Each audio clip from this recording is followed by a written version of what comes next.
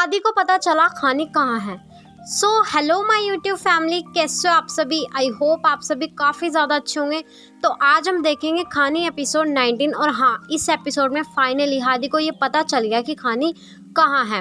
ड्रामे की शुरुआत होते ही यहाँ से हादी यहाँ अकेला बैठा होता है। इतने में वहाँ जाता है अली, हादी का दोस्त, और वो हादी से कहता है कि तुझे कुछ बात बतानी है। कहते हैं कि 1 साल हो गया, आज तक बच्चे की कब्र को कोई देखने तक नहीं आया।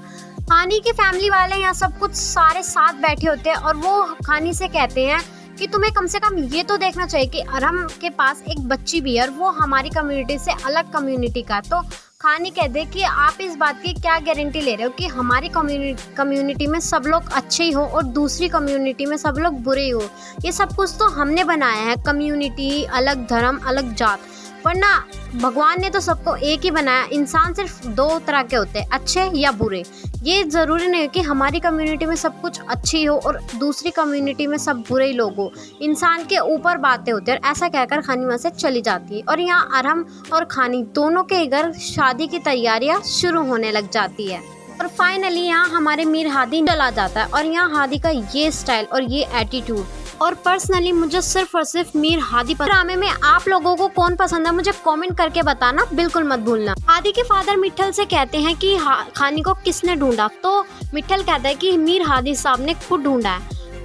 हादी के फादर मिठल से कहते हैं कि ये बात तुमने मुझे क्यों नहीं बताई, तो मिठल उनसे कुछ नहीं कहता।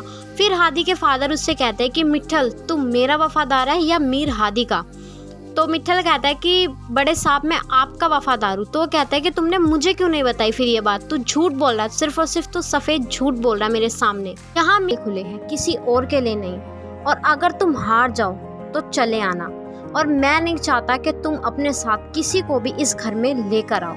और ये बात सुनकर गाइस मीर हादी सच में लिटरली एकदम से अंदर से टूट जाता है। उसकी ये फीलिंग देखकर बहुत ज़्यादा दुख होता है और हादी कुछ नहीं कहता अपने फादर से। फिर वो चुपचाप वहाँ से चला जाता है और उसकी मदर उसको रोकने की कोशिश भी करते हैं, लेकिन हादी वहाँ से चला जाता है। और मिठल कहता है कि सॉरी बड़े साहिब, मैं अब आपके साथ नहीं रहूँगा, अब मैं सिर्फ और सिर्फ मीर हादी के साथ रहूँगा। और अब वो समय आ गया है वफादारी का, जब मुझे छोटे मीर के साथ जाना चाहिए। और यहाँ ये लोग आ जाते हैं एक दरगाह में। मिठल हादी से कहता है कि छोटे मीर साहब आप भी कुछ मांग लो, तो हादी उससे कहता है कि मिठल मुझे किसी से मांगने की ज़रूरत नहीं है, मुझे जो चाहिए होता है वो मैं खुद हासिल करता हूँ।